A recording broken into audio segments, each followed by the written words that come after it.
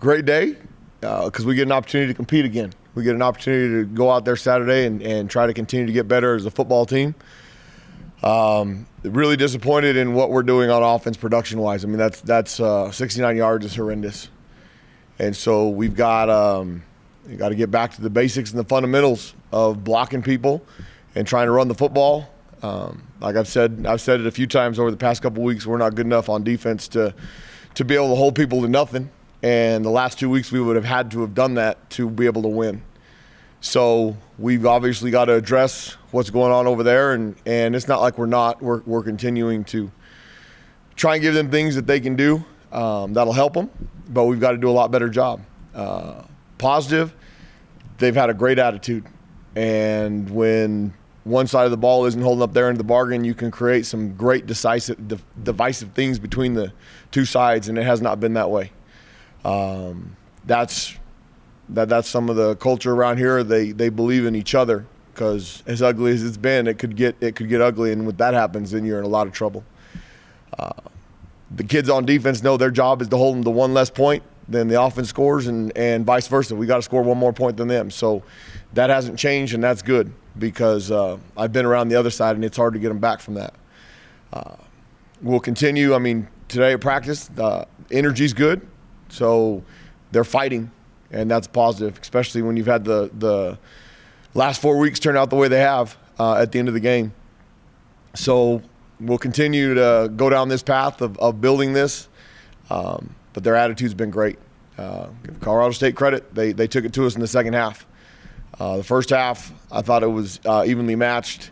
Obviously, they played better than we did. Their defense played better than our offense in the first half, too, because our points was from a punt return team. Having the defense out there actually in a punt safe, and then Luke Weissong made an outstanding play. Now those guys were blocking their tails off, and we got back. We got in the end zone to make it a 10-7 game at that point.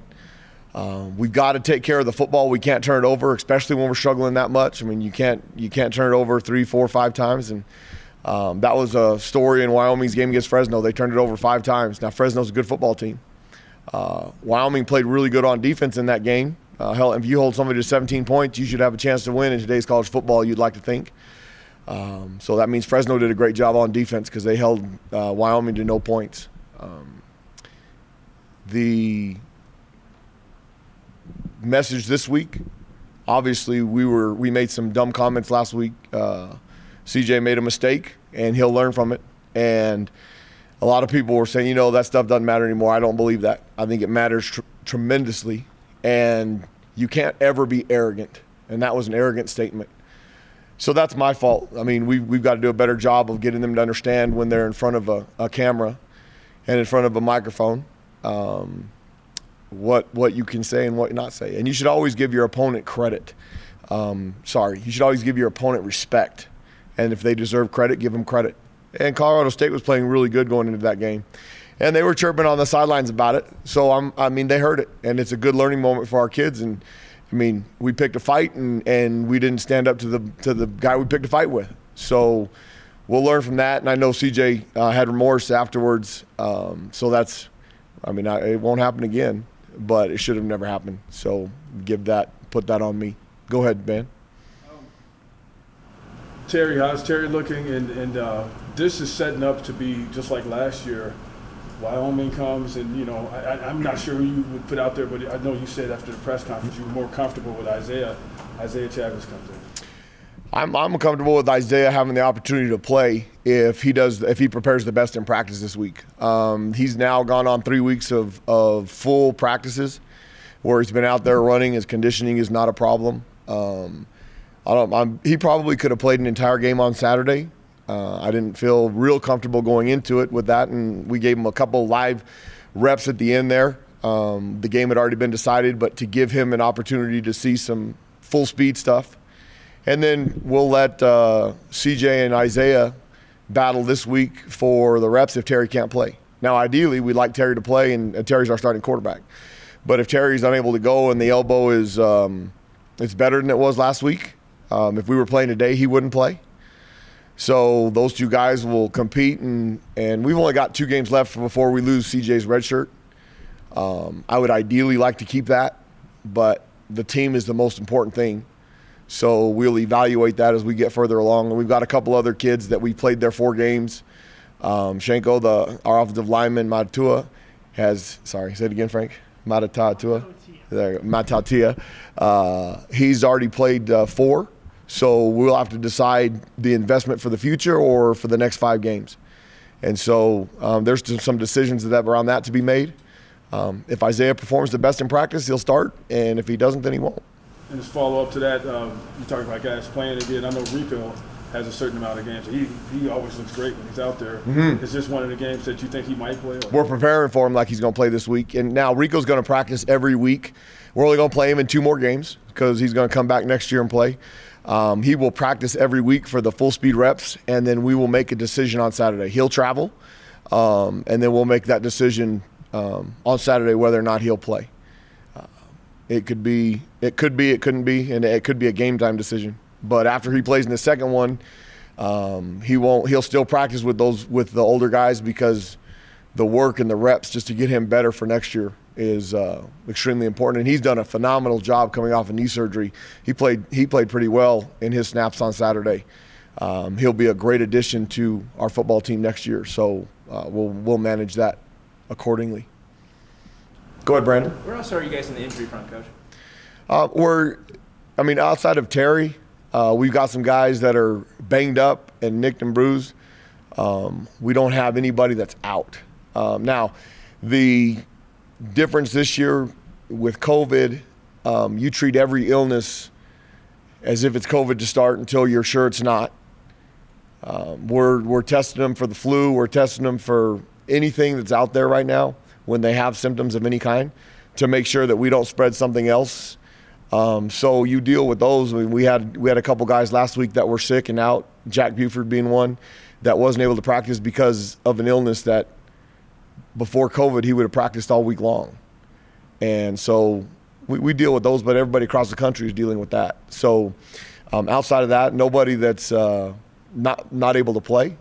We've got guys that are typically nicked up and bruised, which when you lose 4 games in a row and in the fashion that we've lost them as far as the scoreboard, that injury report can get really, really long. And it's really easy for guys to beg out when things are going like this and not want to play, and we don't have that issue. So that's a positive to them liking the game of football and wanting to play and fighting through some adversity and some of those things, because when you get your tail whooped, those things hurt a lot more.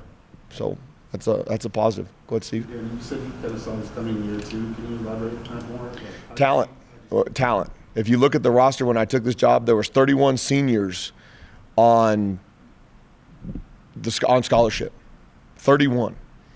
They had recruited 64 junior college kids in a 3-year period. And they had redshirted 20-some of them. So when I looked at the roster during my conversations with Eddie and David and President Stokes and stuff, you could see, in our sophomore class, we've got 3 kids on scholarship. You should normally have, you sign a class of 20 to 25. If you don't recruit junior college kids, or you recruit 3, 4, 5, okay, you're going to have 18 to 20 kids in that class as seniors. And so as your maturation of your classes goes through, you always have 16 to 20 because you're going to lose some. Guys that either you evaluated wrong and don't play, guys that want an opportunity to play better or play more so they go somewhere else, especially with the transfer portal now, guys that don't fit into what you believe in. So you're going to lose 4 or 5 kids through the process of 5 years if you have a good program. And through that, you'll have senior classes of anywhere from 22 to 16 kids, and you just kind of have those seniors, and your seniors should be the leadership of your football team. They should be the strongest voice. You're going to have classes that are really good leaders, and you're going to have classes that aren't. Well, we're coming up now. We were able to bring back 14 of those guys that have helped. Some of the ones we brought back haven't played as good as we want. Some of them have not. Some of them have been injured and not been able to overcome some of those things. And so looking at the roster, losing the majority of those guys, playing some true freshmen and having to go through those growing pains, which we've done. We started 7 true freshmen on Saturday. You start 7 true freshmen, you're going to lose a bunch of games just because they're not big enough, fast enough, strong enough, and the game is so fast. So I knew this was going to be a really rough year. I'm disappointed in how the scores have turned out because we should be more competitive. And so we're not doing a good enough job on offense to give ourselves a chance. So starting with me, you evaluate everything you're doing. How are you practicing? How are we game planning? Who's playing? Are we giving those kids the best chance to be successful? Obviously we haven't, so you keep going down that path to get better. There's a plan around here to win a conference championship. We're going to win a conference championship. You don't deviate from the plan because we've had 4 bad weeks. You adjust, you make changes to give yourself a chance, and you keep plugging along going forward. And the support's going to come and go. The 13,000, or what was the attendance on Saturday? 15,400. That's outstanding. For what we've done around here and the longevity of losing we've had around here, there's still people believe.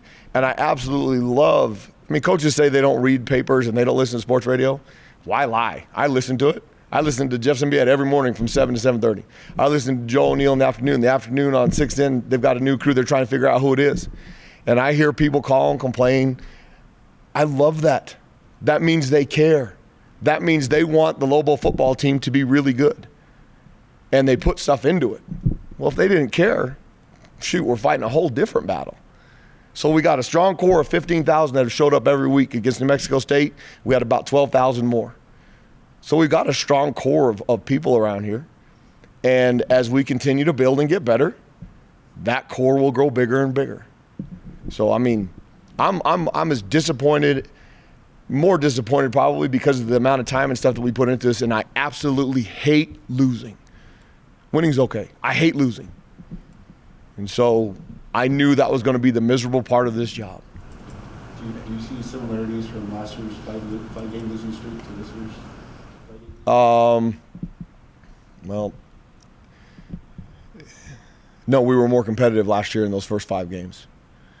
The first 5 games that we lost, we go into the fourth quarter in San Jose State, our conference championship, we're tied 21-21. We play Nevada in week 2. We've got a 10-0 lead after a surprise onside. It should have been 14-0. We have a chance. We drop a 4th and 3, or we have a chance to convert to tie the game to put it into overtime against the team that finished second on that side. We go to Hawaii. We have a 20-7 lead in the first quarter. We were more competitive. That's the disappointing thing. But we've also, we're playing a lot more kids that aren't used to the speed of this game that we were playing last year. So are there similarities? Yeah, we've lost 5 in a row. We're playing Wyoming. That's the only similarity. Unfortunately, we beat Wyoming last year, so there's no sneaking up on them. They know we're going to be tough kids, that we're going to battle our tails off, and they just got shut out by a team, so they're going to come out and give their best effort against a team that they feel they should have beaten last year, and they were probably better than, that it didn't turn out that way. So it's going to be, and Coach Bowl is a great football coach. In 2016, they were picked to finish 6th in the Mountain West Division. They won first and hosted the championship game. He's a great football coach, and he'll have those guys ready, and I promise you, the bulletin board we gave Colorado State last week, they don't need that. The 17-16 win, that'll be posted up all over their stadium, all over their indoor building, their football building. So they've got a lot of incentive to come and play. So there's the similarities. Go ahead, Van. What do you think it's going to take to get the offense sparked, to get it going? So where they just We have to be able to run the ball and pop some plays here and there. And we have not been able to do that. Now, also, we have to stay committed to that. And we'll be committed to it. We're going to run the ball, and we need to get some guys up front with some push. We need the running backs to make some misses, and then we have to be able to hit the guys. The most, it might have changed the entire outcome of the game. Third play of the game, we sit in the pocket. If we hold on to the ball a little bit longer, we got an over route coming across that comes open. If he sits in there and throws it, it might be a completely different ball game. Confidence, the whole bit. But a true freshman that's never played, that has those guys coming and you get a white body flash, a white jersey flash in front of you. Bobby Cole did a great job and picked it up, but it's easy to get spooked, and so you run out, and all of a sudden it's second and 13 because he gets sacked, as opposed to a big time play for the Lobos. Those are the little things that we're trying to overcome. So we got to be able to run the ball so that those things can happen. What else we got? Go ahead, Steve. So, in the news was Nick Rolovich and some assistants being let go because of the accident. Do you care to comment on that at all? Reaction? No. Nick Rolovich is a good friend of mine. And what I'll say about this is I'm proud that he has values and he stuck to them. And that's the only comment. And they'll figure something out. Go ahead, Brandon. Going back to Isaiah, Joey mentioned him in that he has a presence on the sideline, even when he's not on the field. Mm-hmm. Through his injury or concussion and everything he's been dealing with this season, what have you seen from him? Because I imagine he's so much more comfortable this year as opposed to last year as a walk-on and just trying to find his way last year. That's interesting. I don't think Isaiah was ever trying to feel his way, which there's a significant difference between he's a confident young man. He's a team guy. I mean, he is as big a team guy as there is. And when he didn't win the job before he got hurt, he didn't complain about it. He didn't think he got beat. Terry beat him because he was playing better. He kept the entire time trying to make our team better with whatever it was. Whether it was coming over to the scout team when he finally got back. If you watch the first 5 games, and I've said this a bunch of times, last year, he was the first one when the quarterbacks came off the field talking to him. He was the first one cheering him on. He was shooting the guns from the sideline. He won't be shooting guns if he's playing on Saturday, just like he wouldn't have last week. I hope. We'll see. He was the first one coming off the sideline when CJ was coming off the sideline on Saturday. He's the first one giving the defense props when they come off the field. That's just who he is as a person, and what I enjoy about that the most, he's a true competitor. It doesn't matter what it is, he wants to win. He wants to compete to win in whatever it is. If it's cheering, then he's going to be the best cheerleader. If it's supporting the backup quarterback, then he's going to be the best teammate he can to help him see whatever it is. And then when he gets his opportunity, he's going to be the one firing up and yelling at guys. He has no problem yelling at guys, which I absolutely think is awesome. You have to be a really good player to do that. Well, he's a really good player. He proved it last year. We really missed him when he was out with a concussion because there was 4 weeks he wasn't even allowed to be outside at practice. And I don't think, it's hard to not be around your guys when you have that much commitment to your team.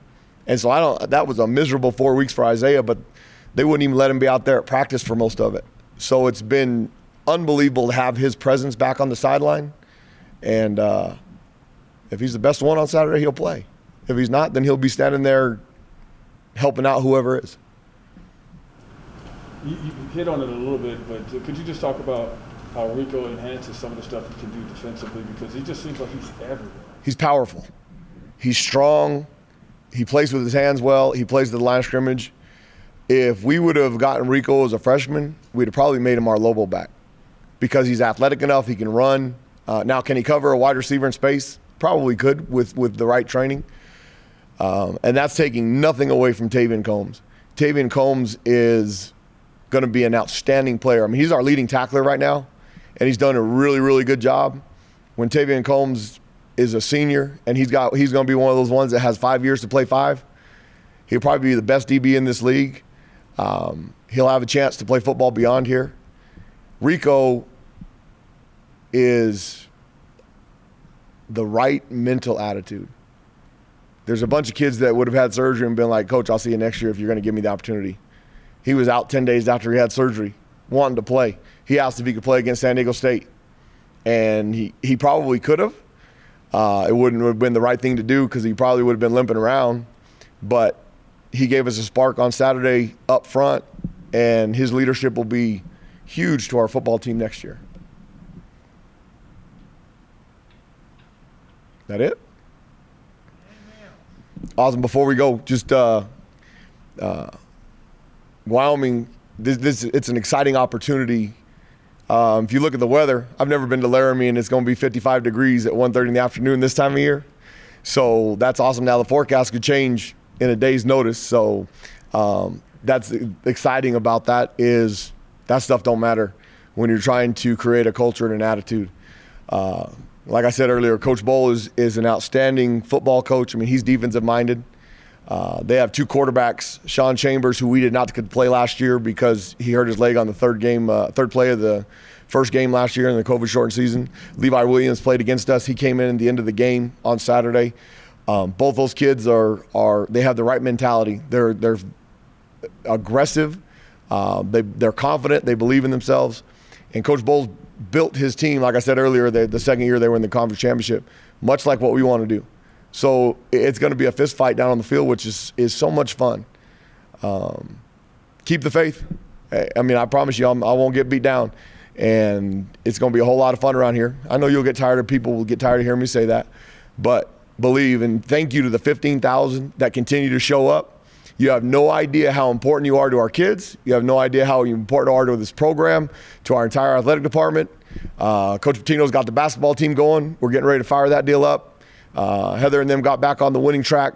John and them are doing a great job. So, I mean, we've got a lot of positive things going on around here, and that ain't changing. So thank you for all you do. Thank you guys in the media for all you do. Keep covering even the negative stuff because it means people care. All right, go Lobos. Yep. Oh, yes. Cross country, that's right. Coach Franklin's doing an outstanding job, and we're getting all them winter sports to start. What'd I miss? Nothing. You don't know this because it happened while this was going on, but you just mentioned cross country. They just got their number one in the poll. Awesome. It just came out. Is that how many times have we been ranked number one in cross country? 2018. Outstanding. Anybody wants to go for a walk down the ball skid, there's a really nice 2015 national championship trophy down there that every time I pass it, I take a picture to Coach Franklin and ask him we need another one of these down here. So no pressure, but phenomenal job by them. Thank you.